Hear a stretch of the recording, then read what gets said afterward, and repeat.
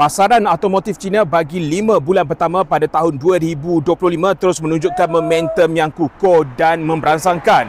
Perkembangan itu dipacu dorongan insentif kerajaan, peningkatan permintaan terhadap segmen kenderaan elektrik atau EV serta dasar peralihan bagi pembelian naik taraf dan penggantian kereta.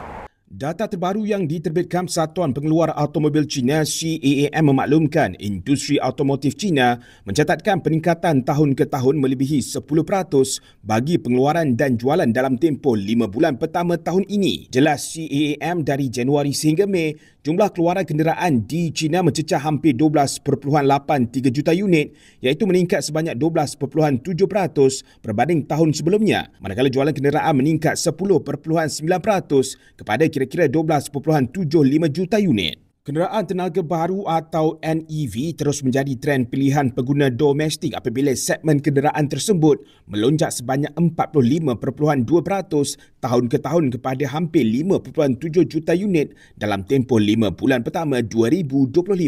Manakala jualan kenderaan NEV pula meningkat 44% kepada 5.61 juta unit sekaligus menyumbang 44% daripada jumlah keseluruhan jualan kenderaan baru di China. Pertumbuhan berkenaan dipacu menerusi sokongan dasar termasuk program pergantian secara nasional dan pengecualian cukai bagi NEV. Pemain utama seperti BYD, Geely, Chery dan Changan juga menunjukkan peningkatan ketara dari segi jumlah jualan dan kesetiaan jenama dalam kalangan pengguna.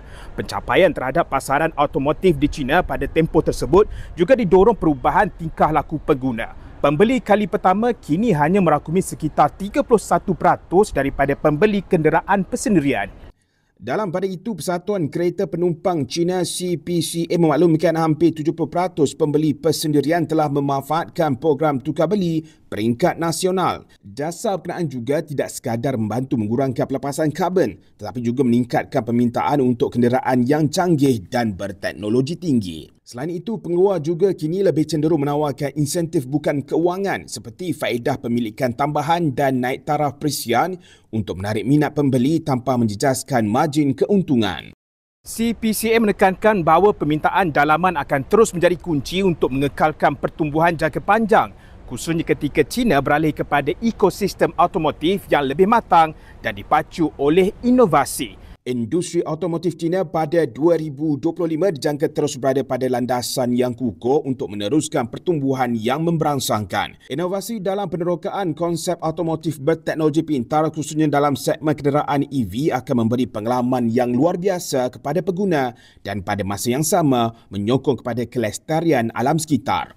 Walaupun industri automotif China tidak terlepas dengan pelbagai cabaran seperti persaingan harga, ketegangan perdagangan serta kepelbagaian citarasa pengguna, namun industri ini terus menunjukkan daya tahan dan keupayaan inovatif yang tinggi dalam kalangan pengeluar untuk menghasilkan kenderaan made in China sehingga membolehkannya berada dalam pasaran dunia dan menjadi pilihan pengguna. Ini BIS RM Beijing, saya Fauzan Azmi. Jumpa lagi episod akan datang. Bye-bye.